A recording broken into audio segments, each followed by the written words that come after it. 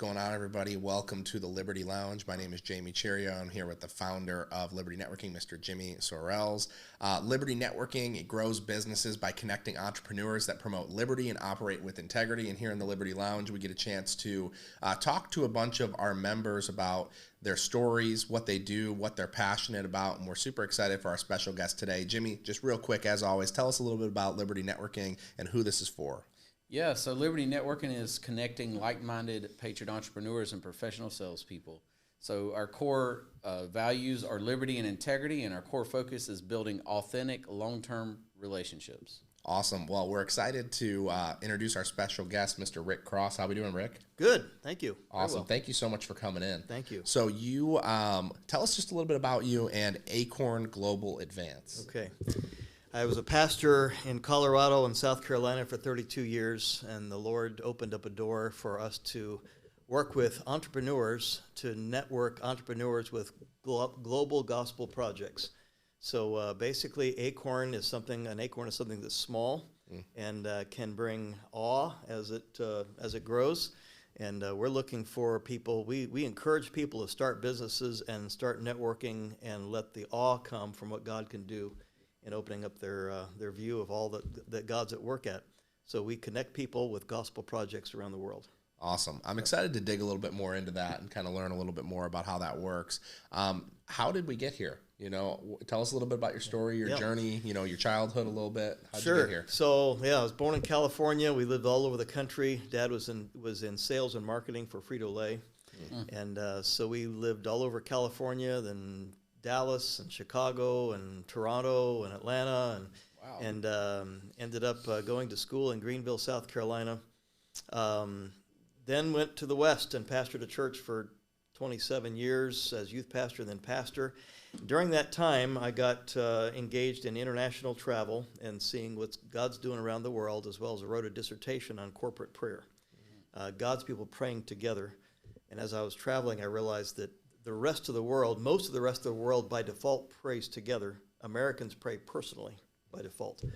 And so as I was watching what God was doing, it was connected to corporate prayer. And then I just started connecting people to projects that I was seeing around the world, and seeing the enjoyment that people had in being a part of that. And God opened the door for us to do this full time. So right now we encourage people to be entrepreneurs. We encourage people to network. We pray, and that kind of fuels everything. And then God does the rest. I mean, God opens doors. It is amazing what God is doing. So we just enjoy connecting God's people to global gospel projects. Real quick, give us like 3 examples of a project. When you say a global gospel project, what is that? And give us like 3 examples. Okay. So I was teaching pastors in Liberia, and I noticed they had a school in their church, and in back of the school was a building that was unfinished. And they were maxed out with their school. The education system in Liberia is not public. It's all private. And I asked them, what's it cost for these kids to come to school for a year?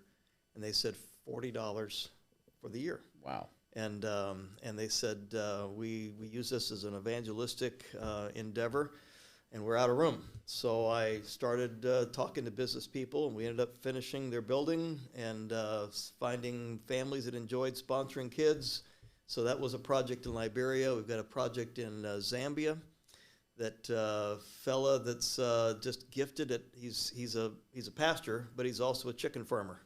And so we have provided him a beautiful cinder block building for housing his chickens, and dug a well for him so he could have water. And so he is now raising chickens so that he is not dependent on Western funds. He's raising his own funds. So that's a gospel project. We've got a fella in Nicaragua that feeds 9,000 children every day, and started off with 3 in 2018. So we're connecting just today. I had breakfast with a construction guy that we trust will be able to help them in developing their buildings, and they've got a therapy center for kids with disabilities. They're just and the Nicaraguan government has asked many organizations to leave. Christian organizations, they've asked this person to stay because of the way they do business. And so we just love connecting people to projects like that, seeing them excited about being used by God and seeing God advance His kingdom. So those are projects that are in Africa. Do you have projects in other countries? Yes, we have. We're in India and Nepal, and the Zambia or the. Trying to think what else we got going on in Africa. A lot of what we're doing is in India and Africa. We've got some. We work toward a building in Paris. We do quite a bit in New York City with a food ministry there, a pantry ministry there. I think where else we have. We're working with a group in Utah that we just started, developing some curriculum there for churches. So it's really just kind of where God opens the doors. Sure. And we go through them. We're 2.5 years old, so we're just still kind of getting our feet underneath us. Awesome. So it sounds like there's probably plenty of projects out there, but you need more entrepreneurs who kind of have a heart to serve and to give. So who out there are you specifically looking for? I mean, obviously anybody can serve and give, but like you have this niche of finding entrepreneurs, and you talked about the guy in construction and how he can uniquely serve in that project. So like, what does that look like when you're trying to connect an entrepreneur to a specific project? We really look for people to start businesses for the purpose of funding gospel projects. So it may be that somebody has 2 or 3 income streams. We encourage them to start another one and use that for, and as that grows, it's obvious that God is blessing that. Then they get excited, and that's kind of their way of giving, or using an existing business that would then start another division, or an existing business that would say, if we can track God's blessing on our existing business, we'd like to use the increase so looking for any kind of creative thought. We have a fella in Connecticut that is selling buffalo head nickels on eBay, and he's retired. He's making $500 a week selling buffalo head nickels on eBay. He just started that in his retirement. Every dollar of that goes to projects like we're doing, and specifically his burden is an after-school program in the Bronx. So we've got a fellow who sells Hewlett-Packard printers on eBay, and he's an insurance agent. He does that in his spare time. So people just getting creative to see God do something unusual in their life that would not just be writing a check and putting it in the offering plate at church. This is something organically connected to their life. So if I'm understanding this right, you got a list of entrepreneurs with multiple businesses, and you got a list of projects. Yes. So these entrepreneurs can pick a project. They can. Or can they give to a general fund? Can they do, how does that work? They can give to a general fund. We have a fund that's called Where Needed Most. And we have folks, that's really what they enjoy doing. They enjoy, a uniqueness to Acorn is that we don't take a percentage of the giving that comes in. That is very unique. We're operating by individual donors donating to our operations fund. They like our model. They want to see the model prosper. And I can tell a donor, every dollar you give goes to the project. That's almost unheard of. That's amazing. That can only happen because of the support base that we have. And we're looking for that, for more to participate in that support base. Often we end up with people who have been raised in missionary homes, and they know that their parents couldn't have succeeded in Brazil or Chile if it wasn't for the home office supporting them. So the missionary kids are now successful in business. We'd like to support a home office. That's good. Yeah. Wow. And you talked about, kind of the way that you operate being different than others. What's like a typical way that somebody would share the profits around in their nonprofit? They're taking a percentage to run the operations, to pay their own salaries, whereas you guys are doing it 100% off of individual donors? Yeah, often the case is if a $10 gift comes in, an agency will keep anywhere from about 4% to 40% of that. And so sometimes very little of that gets to the project. A lot of it stays in the organization. And one of our board members is the face of an auditing company. He doesn't do the audits, but he represents it to the large businesses. And he said, if we could develop a way to where I could say to corporates, to the corporate offices, every dollar you give goes to the project. He said that's just unheard of in the business community. Yeah. There are others who are doing that, but they usually have some kind of a different way of generating income. Was that the vision when you started? When we started, from That's the awesome. very first. And we don't have, we have a vetting process for the projects. So the projects that we have largely are projects that we have physically seen. We've been there, we've met the people, we can tell donors, you're not going to be disappointed. This is a credible organization or credible people. That's awesome. And everything we do, we have 3 pillars. Corporate prayer, which is anybody praying together, more than just personal prayer. Corporate prayer, innovation, and networking. Oh, I like that one. All found, yeah, there you go. All found in Acts chapter 42, Acts chapter 2, verses 42 to 47. All in one paragraph, those 3 things. It's the way the early church fleshed out the Great Commission. So we believe it's a biblical model, and everything we do is driven by God's people praying together. If God's people praying together were not happening, we would just be another humanitarian organization. What's that verse again? Acts chapter 2 and verse 43, 42 to 47 is the passage. Acts chapter 2 and verse 43 says, "And awe came upon every soul that was praying and doing those 4 things." And there's 4 things the early church did. They had the apostles' doctrine, fellowship, breaking of bread, and the prayers. And the American church does 3 of those 4 things really well. The American church does not pray well together. So we're emphasizing the prayer as the missing element. As a result, awe came upon every soul. And so because it's Acts 2:43, every day at 2:43 in the afternoon, we have people around the world praying for Gospel Advance, praying for Acorn, praying for awe. And anybody can do that, right? From any time zone. Yeah, right. that's awesome. I could fill up every podcast you're doing with stories about people in awe of what God is doing in their lives. You know how many people's read that verse and just kind of read over it and never really focused on those 3 things or specifically right there. That's so good. Yeah, most. I sat in a pastor's office in Dallas last week. He said, "I've never seen that innovation component right. in that text," and he got all excited about it. So he's going to steal my material, I think.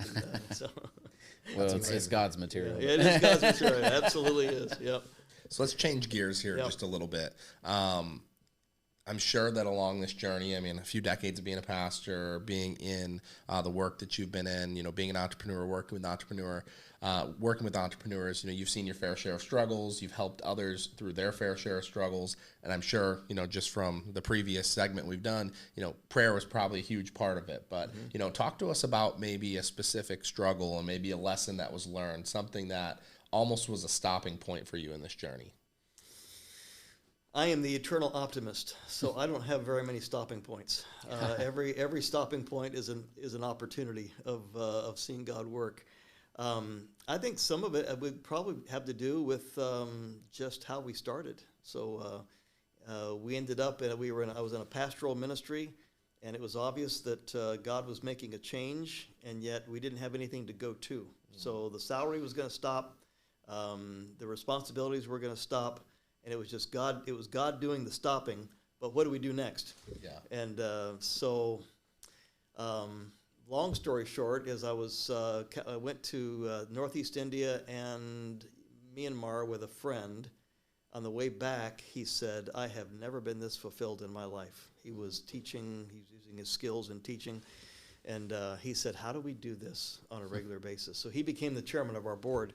But the income stopped on May 31st, but before that, we had 3 business people that came to us and said, "We want this to continue. We'll pay your salary."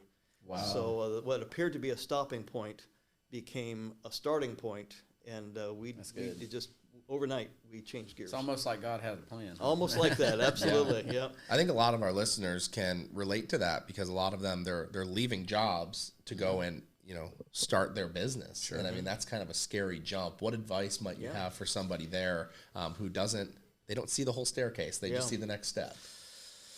I have a picture in my head, and that is that as we are, and this is Acorn is a Christian organization, so everything I do is from a biblical standpoint. but I see us hanging on to the ankles of God, if you will.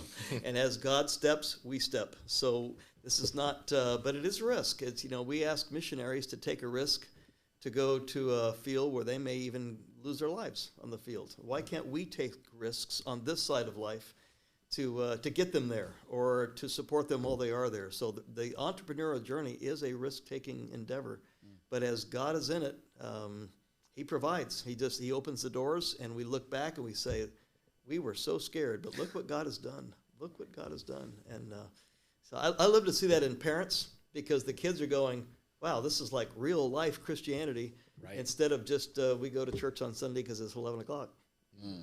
And you said you have kids of your own? We do. We have 4. Yep, we have 4. We have they're all grown. They're not all gone, but they're all grown, and then we have 7 grandkids. Okay. Yep. Boys or girls for your kids?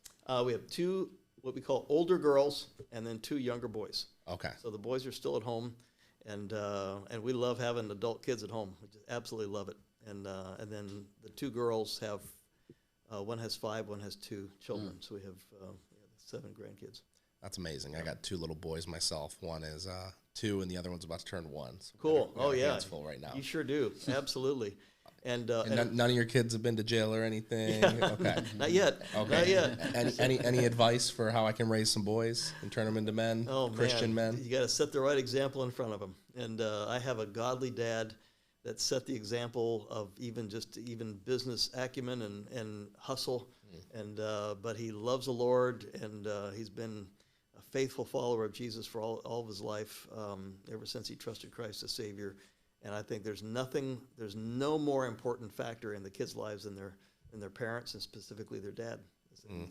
Especially, so there's a lot of responsibility there, but a lot of opportunity. Absolutely. Well. Yep. That's powerful. All right. Tell us something interesting or surprising about you that maybe, whether it's a special talent, something that nobody on this podcast would maybe know about you. Ooh, I wish I had that. Let's see. What do we think about that? Something that people would not know about. I'm trying to think of something my wife would make fun of. I love. I was gonna say I love coffee, but most people would know that. I love staying up late, and it's very easy for me to stay up till 2 or 3 in the morning. Yeah. There's no phones. It's quiet. The kids are asleep or whatever, and so I'm kind of a night accomplisher.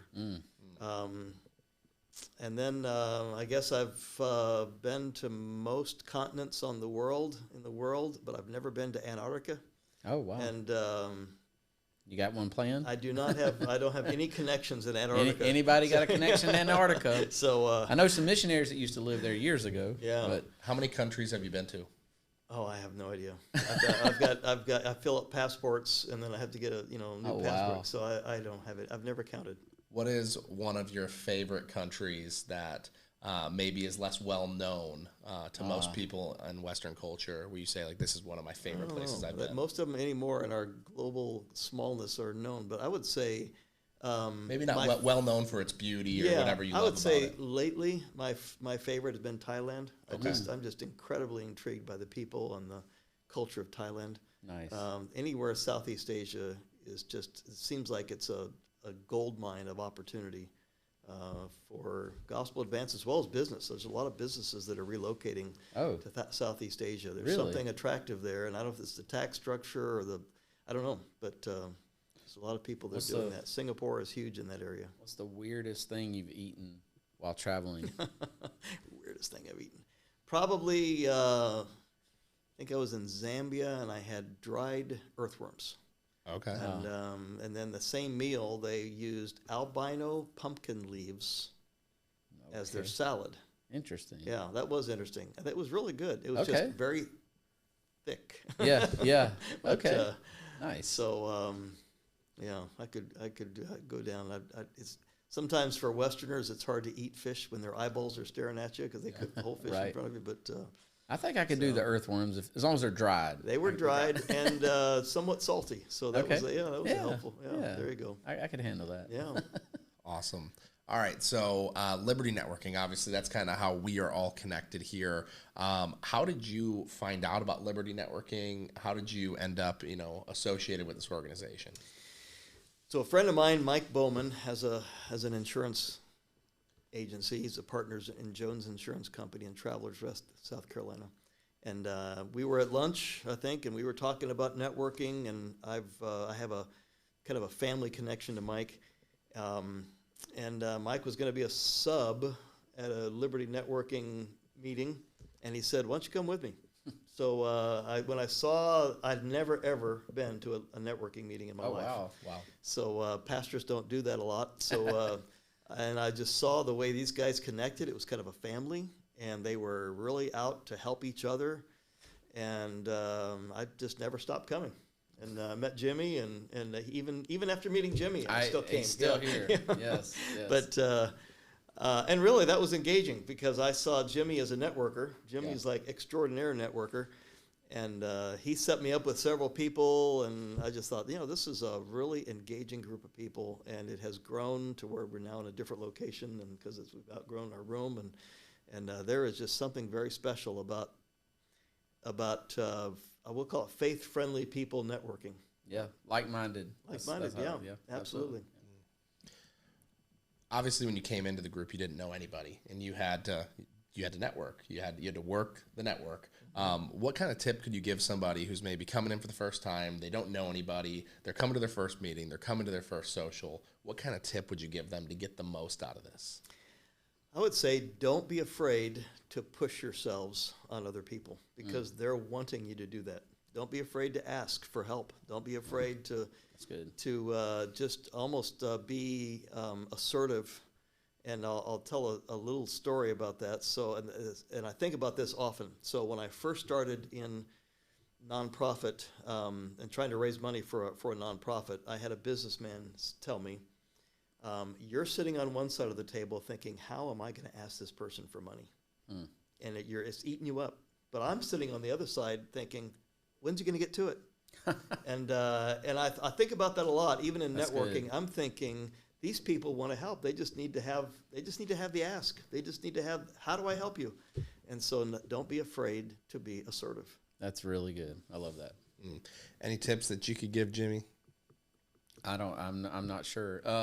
The first two tips I give anybody, this is we can always go deeper, but is when you're at a networking event, meeting, whatever, is be authentic. Always be yourself. And number two is don't sell at a networking event. That's the first two. I say anybody new to networking or they've been doing it for a long time. Either way, if you do those two things, you'll be way ahead of a lot of other people that are. When somebody's there for selfish reasons, you can pretty much figure that out pretty quick. Talk to us, Jimmy, just a little bit about the breakdown of what's included in the annual membership here with Liberty Networking, what somebody can expect to get.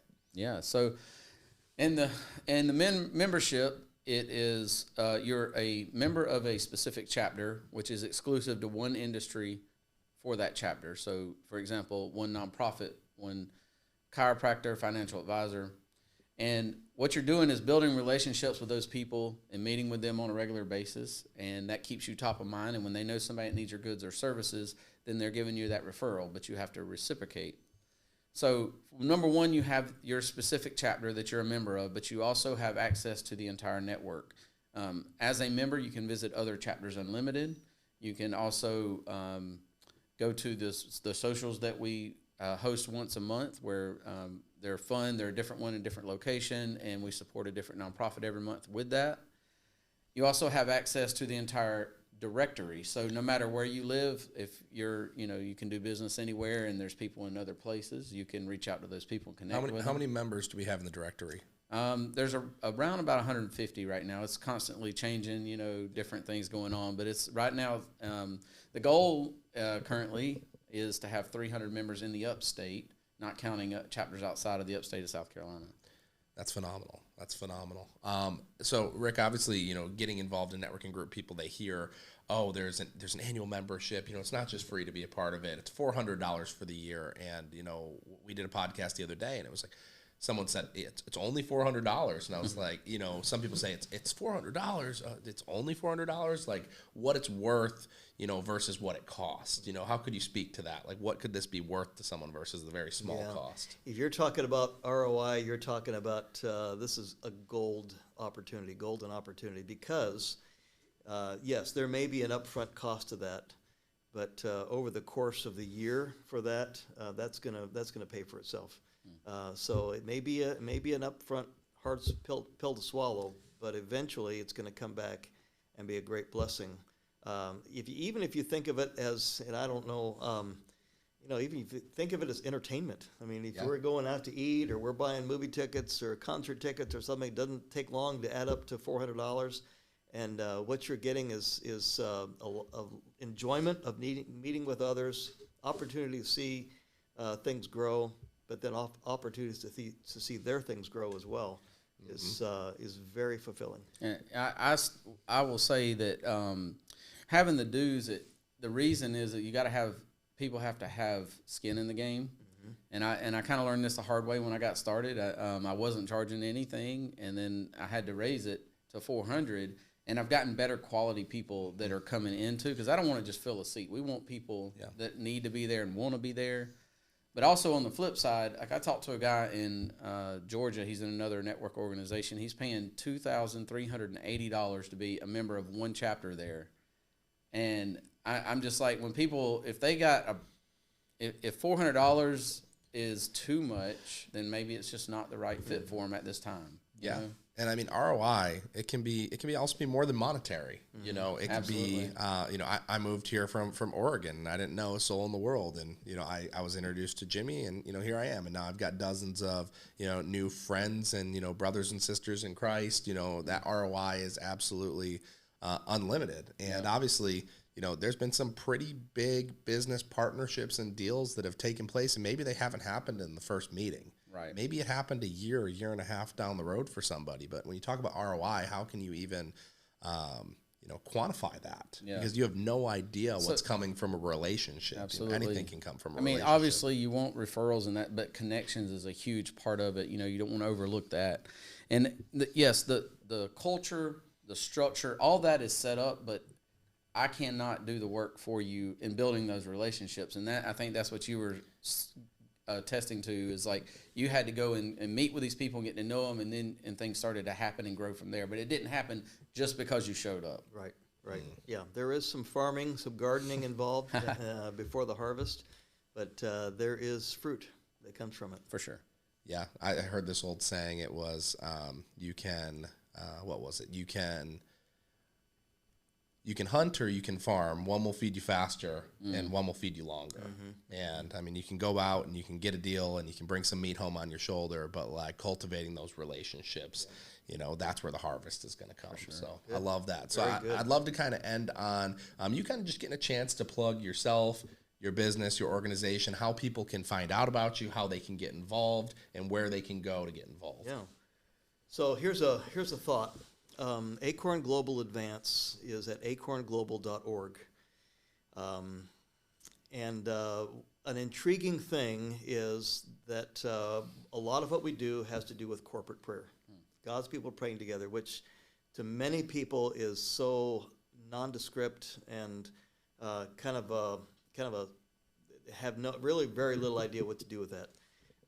I encourage people, and we've been doing this now for a little over 3 years. Every day at noon Eastern Time is a Zoom prayer meeting hosted by another organization called sermonaudio.com. And we pray for gospel advance every day at noon.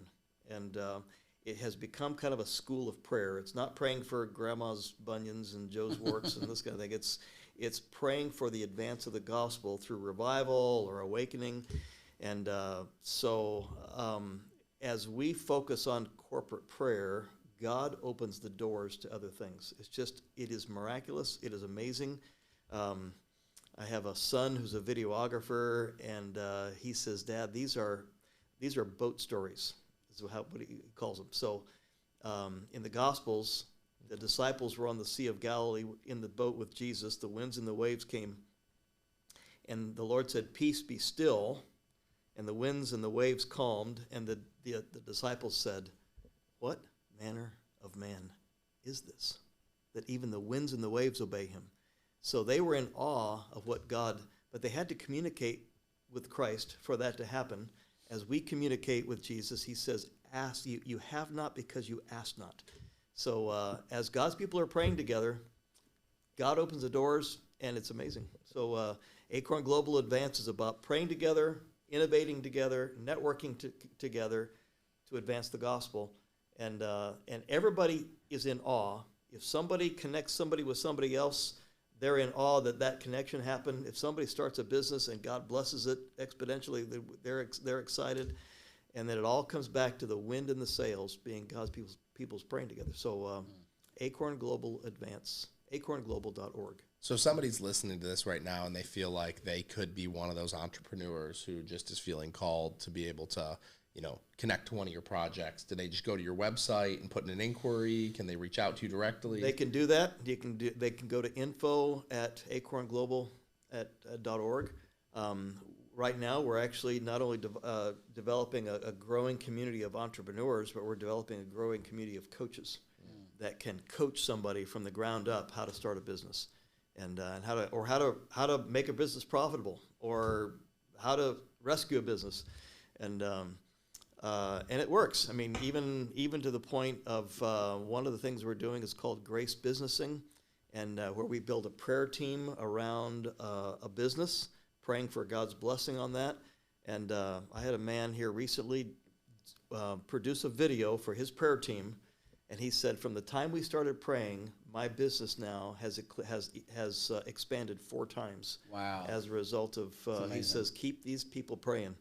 So I don't remember your original question, but people can contact us. Info@acornglobal.org works. Nice. Amazing.